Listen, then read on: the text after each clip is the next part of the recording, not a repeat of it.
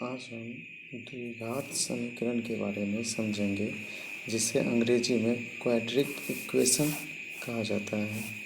Class 10th के लिए बहुत ही इम्पोर्टेंट चैप्टर होती है।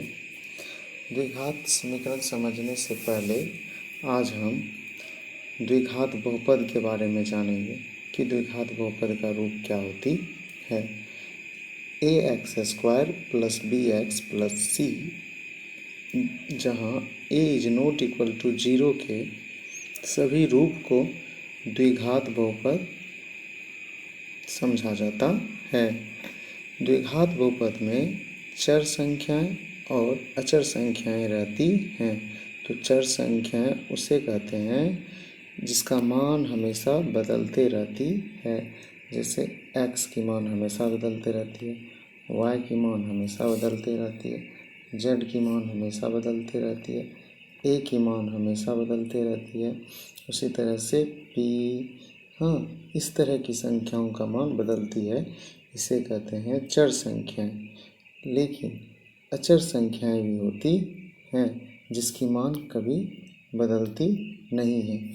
जैसे मान लीजिए 2 का मान कभी नहीं बदलता है, 3 का मान कभी नहीं बदलता, उसी तरह से 10 का मान भी नहीं बदलता है। तो जितने भी संख्याएं हैं वो सब अचर संख्याएं कहलाती हैं। तो चर x में द्विघात समीकरण ax² + bx + c = 0 के रूप का होता है, जहाँ a, b, c वास्तविक संख्याएं हैं तथा a is not equal to 0 है। यहाँ a को x² का गुणांक या कोफिशिएंट कहा जाता है, b को x का कोफिशिएंट कहा जाता है, c एक अचर पद है जिसकी मान कभी बदली नहीं जाती है। तो इस तरह से द्विघात समीकरण का मानक रूप हुआ। तो मानक रूप के आधार पर ही हम द्विघात समीकरण को सजाते हैं। 2x² + 3x + 5 = 0। उसी तरह से x² + x² - √2x + 1 = 0। ठीक उसी प्रकार से √x² + 2x - 5 = 0। ये सभी द्विघात बहुपद या द्विघात समीकरण हैं। यदि b = 0 हो तो ax² +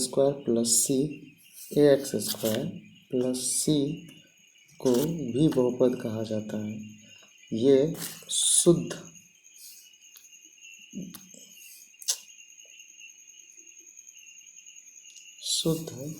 द्विघात समीकरण है। ये शुद्ध द्विघात समीकरण कहा जाता है। कोई भी समीकरण px = 0 हो, जहाँ px घात 2 का बहुपद हो, द्विघात समीकरण कहलाने लगता है।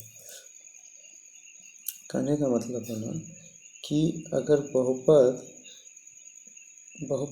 0 के बराबर होने लगे और px की घात 2 हो, यानी कि x की अधिकतम घात 2 हो, तो वो द्विघात समीकरण कहलाते हैं। द्विघात समीकरण का मानक रूप यानी स्टैंडर्ड फॉर्म जो होती है वो ax² + bx + c = 0, a is not equal to 0 के रूप में होती है। और द्विघात समीकरण के बारे में जानें कि द्विघात समीकरण होती क्या है, कैसे समझें कि ये द्विघात समीकरण हैं।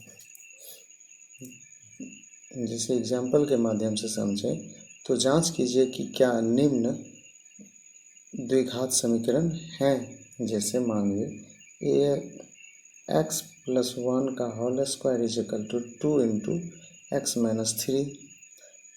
तो इसको अगर हल करके देखें तो a + b के होल स्क्वायर पर ये है। तो इसको अगर तोड़ें तो x² + 2x + 1। उसी तरह से इसको अगर मल्टीपल कर दें तो गुणांक के रूप में है तो 2x - 6 हो जाएंगे। अगर सभी को एक तरफ कर लें तो ये हमें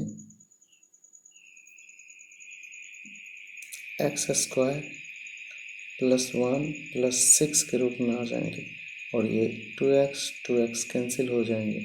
तो इस तरह से हमें बचेंगे एक्स स्क्वायर प्लस 7, क्योंकि 6 और 1 7 हो जाती है तो 0 हो जाती है।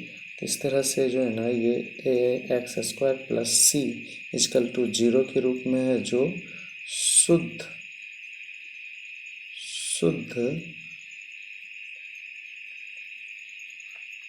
द्विघात समीकरण है। तो इस तरह से ये इसका रूप है।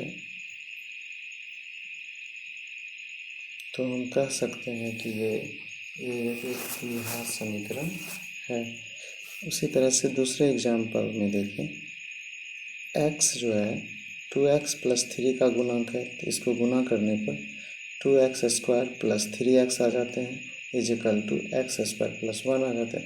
x² को सभी को ऊपर लेफ्ट साइड करने पर हमें प्राप्त होता है 2x² + 3x माइनस x² - 1। तो ये x²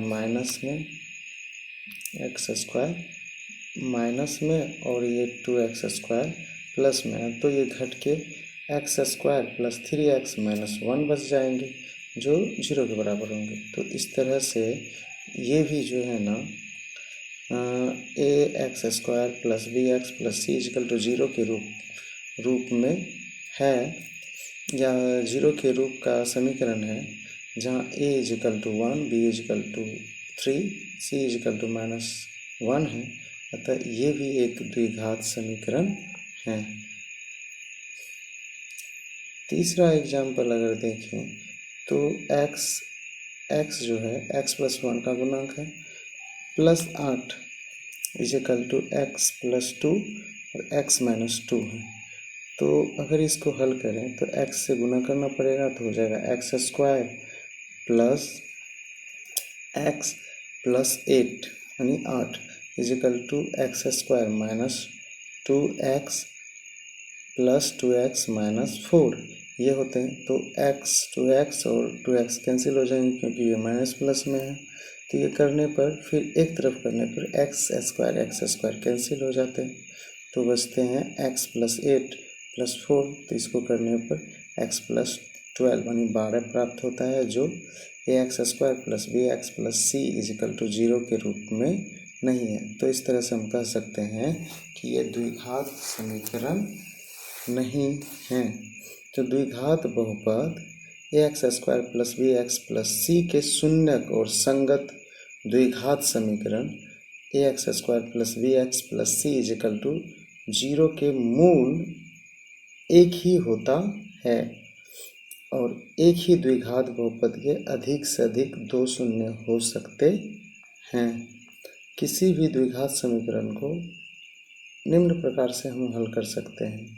तो कितने प्रकार से हल कर सकते हैं? तो 3 तरह से हम हल कर सकते हैं, गुणनखंड विधि से, पूर्ण वर्ग विधि से, सूत्र के प्रयोग से हम हल कर सकते हैं। जैसे गुणनखंड विधि से हमें हल करनी हो तो 9x² - 5 25 9x² - 25 = 0, 9x² - 25 = 0।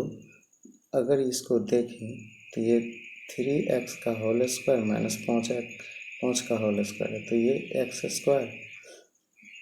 3x² - 5x² के रूप में, जो a² - b² के रूप में है।